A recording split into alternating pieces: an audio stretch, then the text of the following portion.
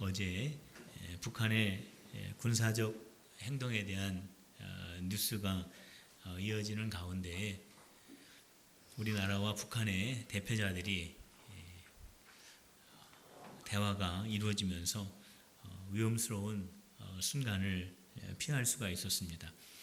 텔레비전 뉴스를 보시면서 정말 우리 성도님들 많이 걱정하시고 염려하셨으리라고 생각을 합니다. 바로 이때에 저와 여러분들이 나라를 위해서 더욱 기도해야 할 때라고 생각을 합니다. 북한이 위험한 판단과 행동을 하지 않도록 우리나라의 국군 장병들이 안전할 수 있도록 또 우리나라의 위정자들이 지혜를 가지고 잘 판단하고 이끌어갈 수 있도록 기도하는 우리 모든 필그림의 성도들이 되시기를 바랍니다. 우리 모두가 한 마음이 되어 하나님 앞에 간절히 기도할 때 하나님께서 우리나라를 지켜주실 줄로 믿으시기를 바랍니다. 오늘 우리가 읽은 본문의 말씀을 우리가 돌아와서 살펴보면 우리가 6장의 말씀을 우리가 살펴보았는데 5장 20절에서 바울은 이러한 말을 했습니다. 율법이 들어온 것은 범죄를 더하게 하려 함이라. 그러나 죄가 더한 곳에 은혜가 더욱 넘치나니 라고 하는 이러한 말씀을 했습니다. 자, 이 말씀의 뜻을 먼저 한번 살펴보려고 하는데, 자, 이 말씀은 어떠한 의미를 담고 있냐면 율법이 없었을 때에는 이것이 죄인지 이것이 죄가 아닌지 정의하기가 어려웠다라는 겁니다. 그런데 율법이 주어짐으로 인해서 분명한 기준이 생기고 그로 말미암아 어떠한 것이 죄인지 또 어떠한 것은 죄가 아닌지 그동안 감춰 있었던 죄들, 드러나지 않고 있었던 죄들이 이 율법으로 인하여서 드러나게 되었습니다. 율법이 들어옴으로 인해서 감춰져 있던 죄들이 많이 드러나게 되면서 죄들은 더 많아지게 되었습니다. 죄가 이렇게 많아지는 상황 속에 있으면서 하나님께서는 예수님을 이 땅에 보내시고 죄 가운데 살아가는 많은 사람들을 구원해내는 은혜를 베푸셨습니다.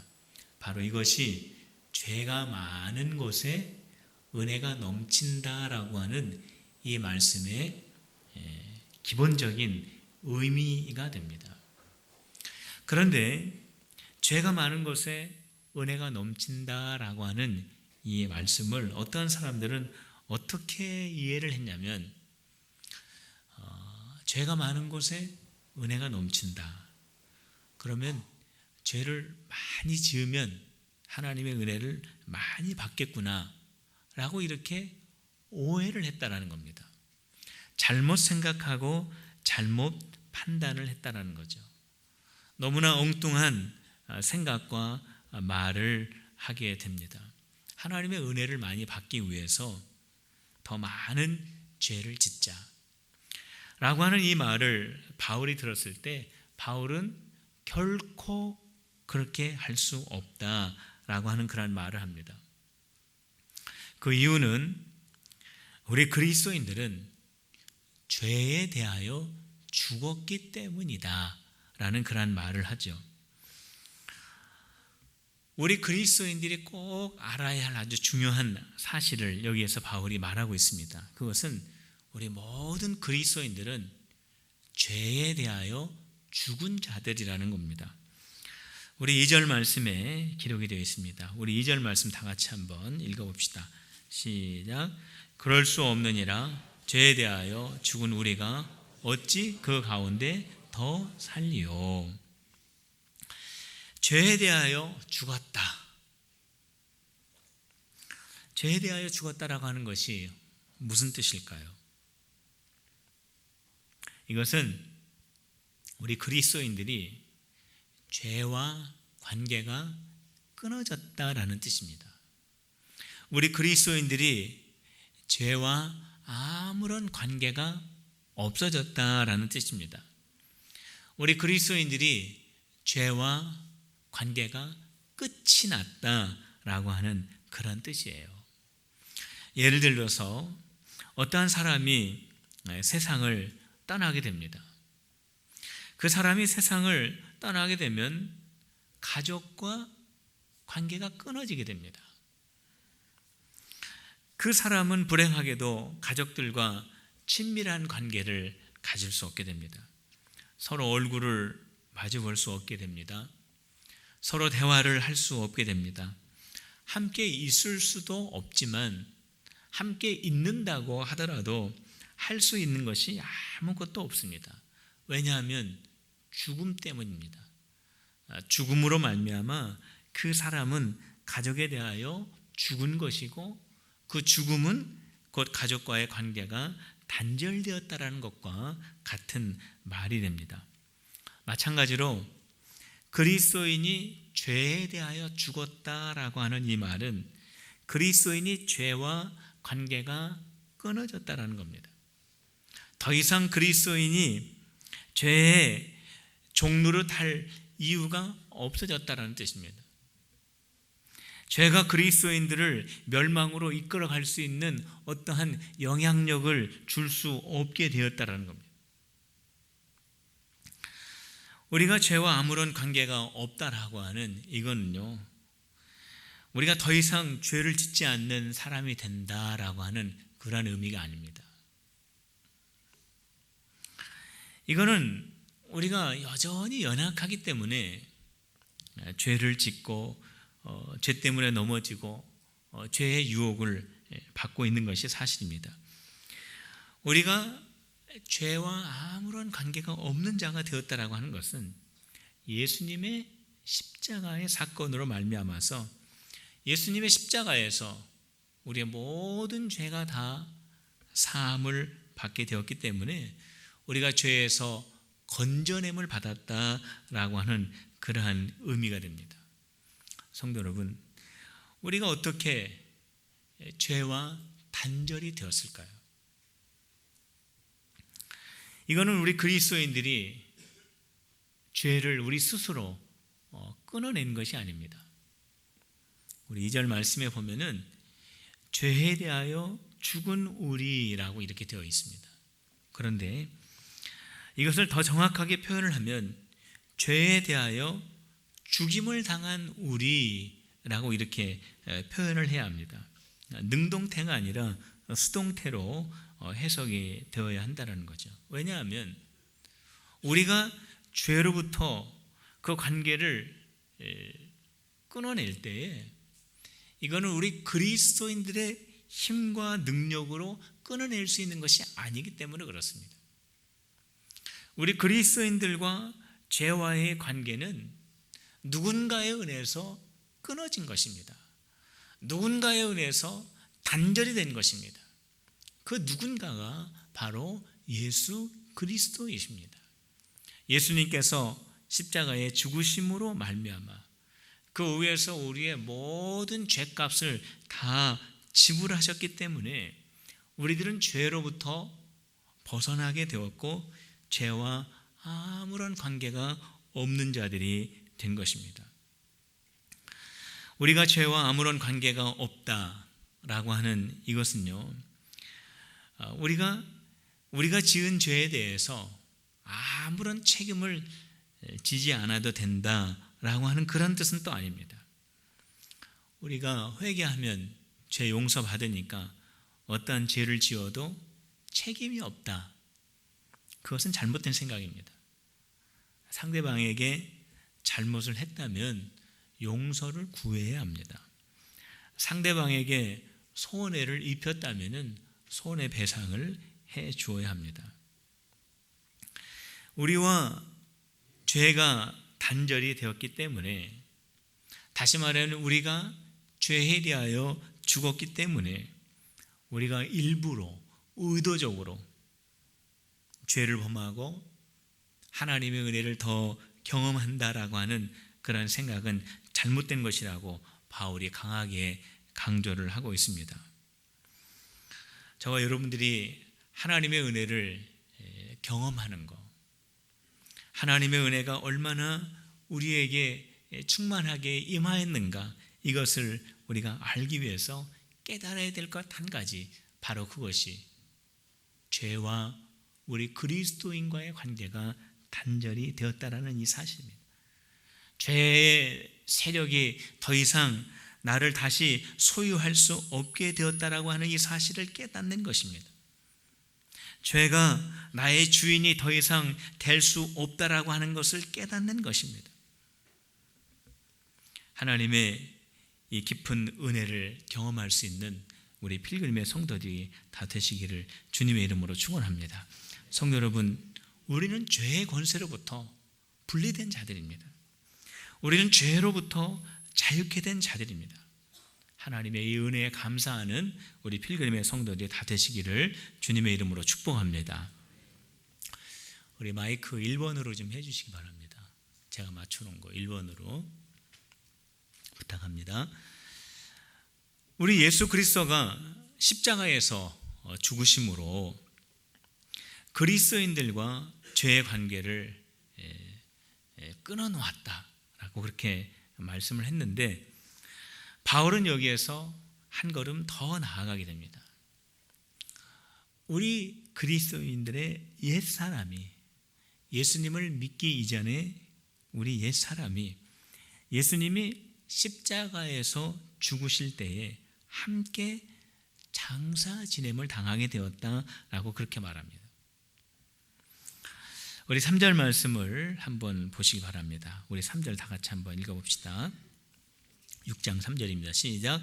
무릇 그리스도 예수와 합하여 세례를 받은 우리는 그의 죽으심과 합하여 세례를 받은 줄을 알지 못하느냐.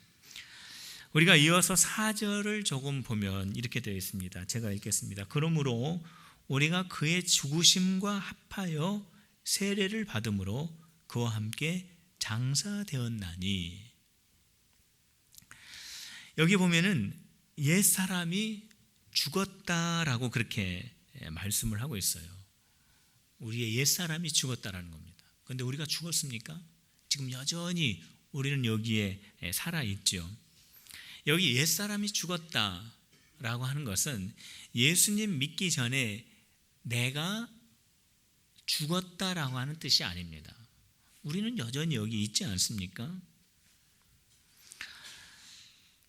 옛사람이 십자가 위에서 장사되었다, 옛사람이 십자가 위에서 죽었다라고 하는 의미는 지금 내가 죽었다라는 것이 아니라 하나님께서 예수님 믿기 이전에 죄인된 우리들을 죽은 자로 여겨주신다라는 말입니다. 예수님 믿기 전에 죄인이었던 나를 기억도 하지 아니하시고, 그는 이미 십자가 위에서 예수님이 죽으실 때에 같이 장사되었고, 지금 나는 예수님 믿기 전에 죄인된 내가 아니라 새로운 나로 여겨주신다라는 겁니다. 이게 바로 십자가 위에서 내가 장사됨이 되었다라고 하는 그런 말씀이에요. 이것이 어떻게 가능할 수 있습니까? 이것도 역시 예수님께서 십자가에서 우리의 죄를 대속하여 주셨기 때문입니다. 우리들의 죄를 대신해서 예수님께서 십자가에서 죽으시고 우리의 죄가 용서함을 받고 우리는 하나님 앞에서 의로운 자가 되어서 하나님께서 우리 자신을 바라보실 때 우리를 과거의 죄인으로 여기시는 것이 아니라 우리를 하나님의 의로운 자녀로 여겨주시는 겁니다. 과거에 우리는 죽었다, 과거에 우리는 없어졌다라고 하나님께서 그렇게 여겨주신다라는 겁니다. 바울은 세례를 통해서 옛사람이 죽었다라고 그렇게 말을 합니다. 4절 전반부를 보면은 이렇게 되어 있습니다. 그러므로 우리가 그의 죽으심과 합하여 세례를 받음으로 그와 함께 장사되었나니 라고 하는 이런 말씀이 있는데, 이 전반부에 있는 이 말씀을 보면은 여러 가지 중요한 말씀이 있지만 여기 하파여라는 그런 단어가 있습니다. 하파여. 성경 말씀에 보면은 중요한 문장도 있고 중요한 단어도 있고 중요한 구절도 있고 중요한 장도 있고 중요한 책도 있는데 어떨 때는 아주 작은 낱말이 중요한 의미를 가질 때가 있습니다. 여기 하파여, 이게 참 중요한 말입니다. 3절에 보면은 이 하파여라는 말이 또 있습니다. 3절에 보면은 예수와 합하여 세례를 받은 우리라는 말이 있습니다. 합하여. 이 합하여라고 하는 이 말이 무슨 말일까? 예수님과 함께라는 말일까? 우리가 쉽게 그렇게 이해가 될 수 있겠지만은 우리가 더 찾아보면은 이거는 안으로라는 뜻입니다. 예수님과 함께가 아니라 예수님 안으로라고 하는 그런 뜻입니다. 영어 성경에 보면은 이 합하여라고 하는 이 부분을 해석할 때 어떻게 해석하냐면은 into, 전치사 into를 사용합니다. into는 어디 안으로 들어가다 그런 의미를 가지고 있죠.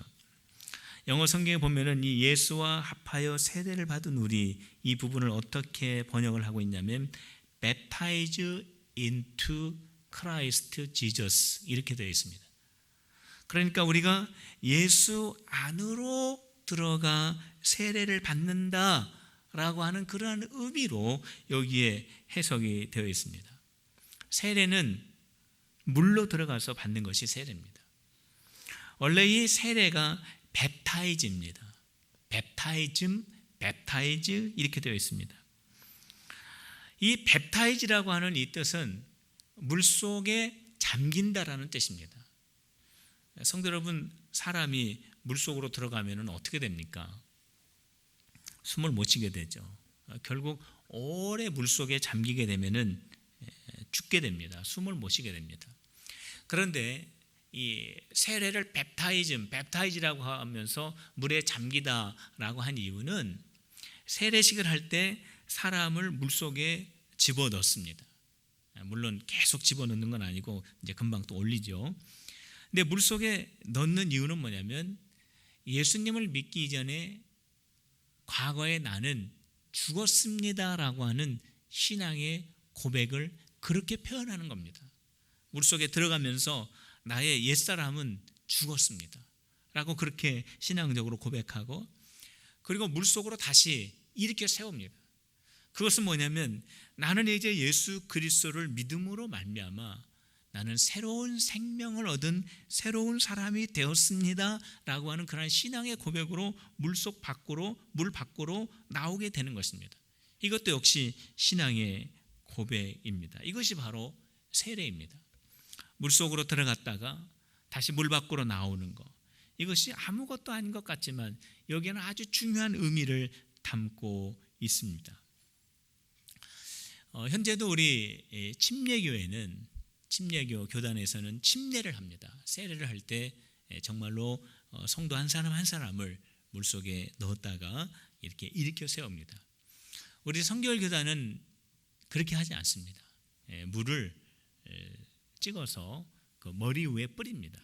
이것은 뭐냐면 물이 우리 머리 위까지 다 찼다라고 하는 그런 상징적 의미로 물을 머리 위에 뿌리는 겁니다. 그것을 세례 받을 때 잘 아셔야 돼요. 왜 물을 머리 위에 뿌리는지를. 그런데 바울은 세례를 말할 때에 예수 안으로의 세례를 말하고 있습니다. Baptize into water 이렇게 얘기하지 않습니다. Baptized into river 이렇게 얘기하지 않습니다. Baptized into Christ Jesus, 그리스도 예수 안으로의 세례를 말씀하고 있습니다. 우리 예수님을 믿는 우리 그리스도인들은 이건 무슨 말이냐면 세례를 통하여 예수 안으로 들어간다라고 하는 그러한 말입니다. 세례를 통하여 예수 그리스도와 하나가 된다라고 하는 말입니다. 세례를 통하여 예수 그리스도와 연합이 된다라고 하는 말을 강조하고 있는 것입니다. 성도 여러분, 세례를 받은 우리 성도 여러분들 꼭 기억하시길 바랍니다. 그때 예수님과 연합되었습니다. 예수님과 하나가 되었습니다. 여러분들은 예수님 속으로 들어가게 된 것입니다.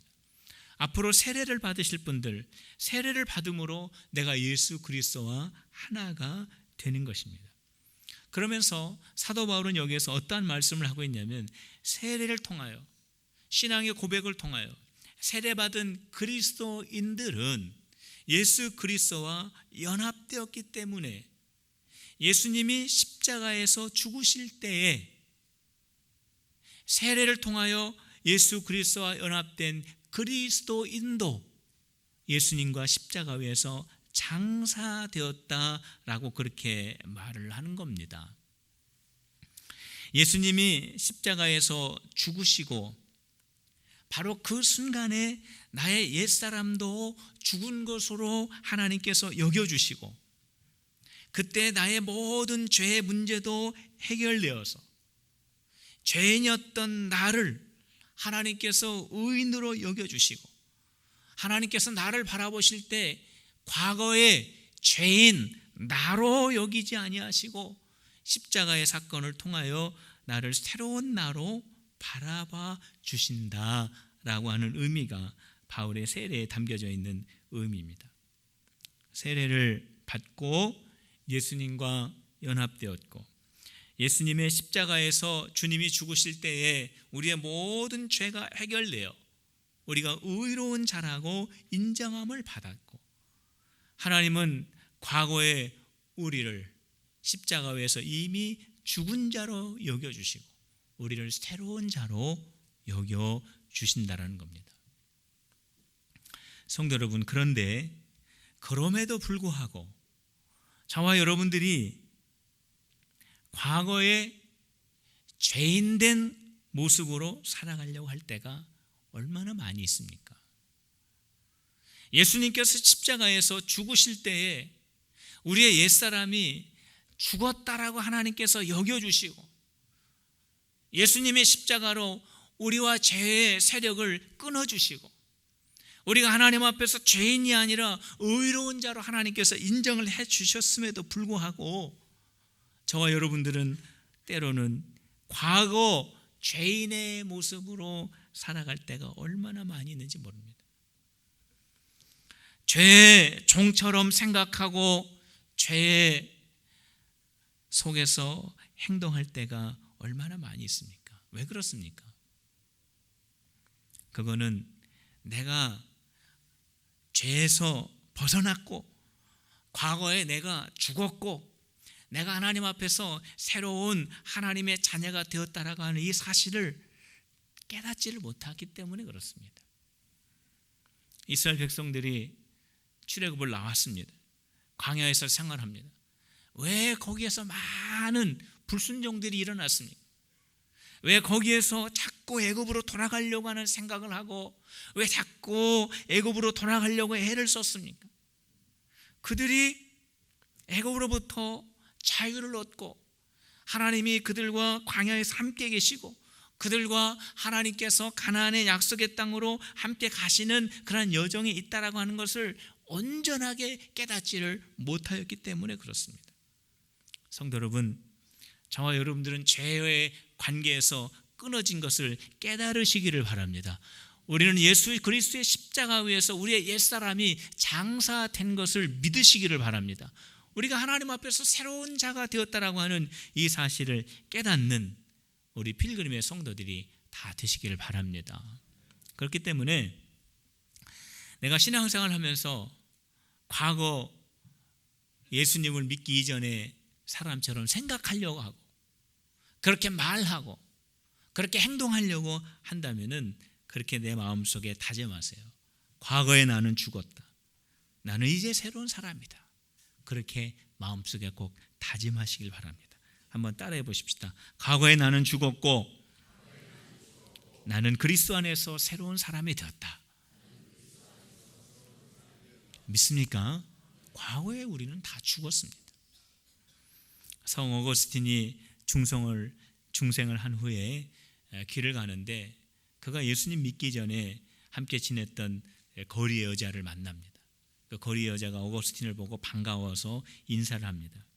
그때 어거스틴이 그 여자에게 이렇게 말을 했습니다. 너는 너지만 나는 과거의 내가 아니다.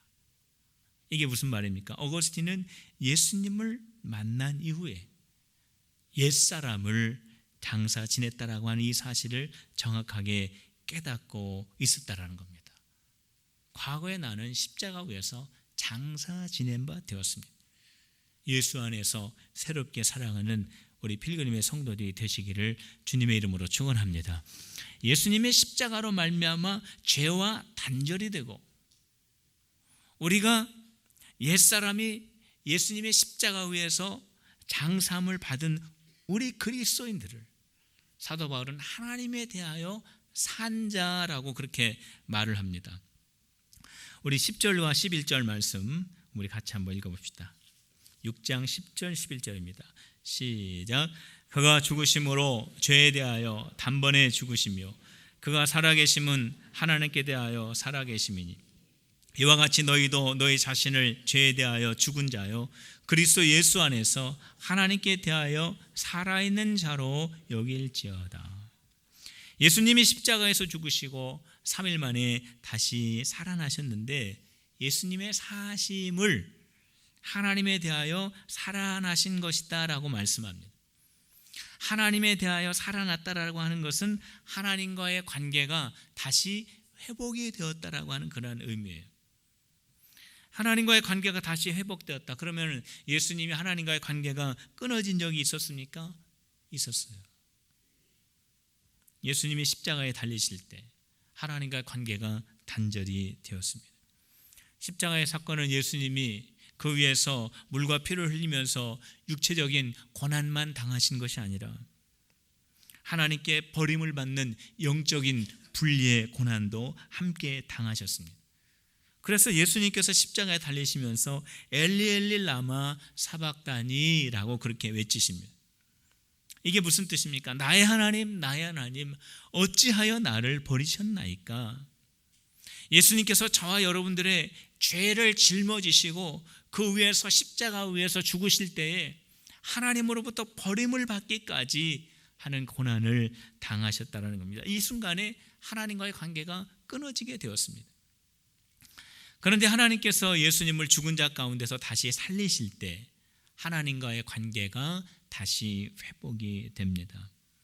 이처럼 우리 그리스도인들이 세례를 통하여 예수 그리스도와 연합이 되었기 때문에 예수님이 죽은 자 가운데서 다시 살아나신 것처럼 우리 그리스도인들도 죄에 대하여 죽고 하나님에 대하여 다시 산 자가 되었다.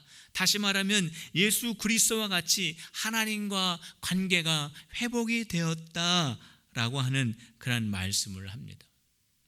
성도 여러분, 우리가 이 세상을 살면서 죄의 지배를 받지 않는 방법을 바울은 두 가지 소개합니다. 첫째는 사욕에 순종하지 않는 것입니다. 12절 말씀에 보면 그러므로 너희는 죄가 너희 죽을 몸을 지배하지 못하게 하여 몸의 사욕에 순종하지 말고 마음의 욕심에 행하지 말고 하나님의 말씀에 순종하는 자가 되라라고 하는 뜻입니다. 둘째는 우리의 몸을 의의 무기로 하나님께 드려야 합니다. 13절 말씀에 보면은 또한 너희 지체를 불의의 무기로 죄에게 내주지 말고 오직 너희 자신을 죽은 자 가운데서 다시 살아난 자 같이 하나님께 드리며 너희 지체를 의의 무기로 하나님께 드려라. 의의 무기, 다른 번역으로 하면은 의의 도구로 너희의 몸을 하나님께 드려라. 이것이 죄가 우리를 주장하지 못하게 하는 방법이라고 말씀을 합니다. 우리 그리스도인들은 죄와 단절된 사람들입니다. 과거에 나는 죽고 새로워진 사람들입니다. 하나님에 대하여 산 자들입니다. 마음의 욕심을 따르지 말고 내 몸을 하나님께 드림으로 은혜 받은 자로 살아가는 필그림의 성도들이 되시기를 주님의 이름으로 축원합니다. 우리 시간에 우리 기도하겠습니다. 말씀을 생각하면서 죄와 단절된 것, 세례를 통하여 예수님과 연합된 것, 하나님과의 관계가 다시 연결된 것을 우리가 다시 한번 깨닫고 그 속에 우리를 향한 하나님의 귀한 은혜를 누리는 신앙이 되게 해달라고 우리 하나님 앞에 한 음성으로 기도하시겠습니다. 할렐루야. 하나님 아버지 감사합니다. 우리가 죄와 단절되고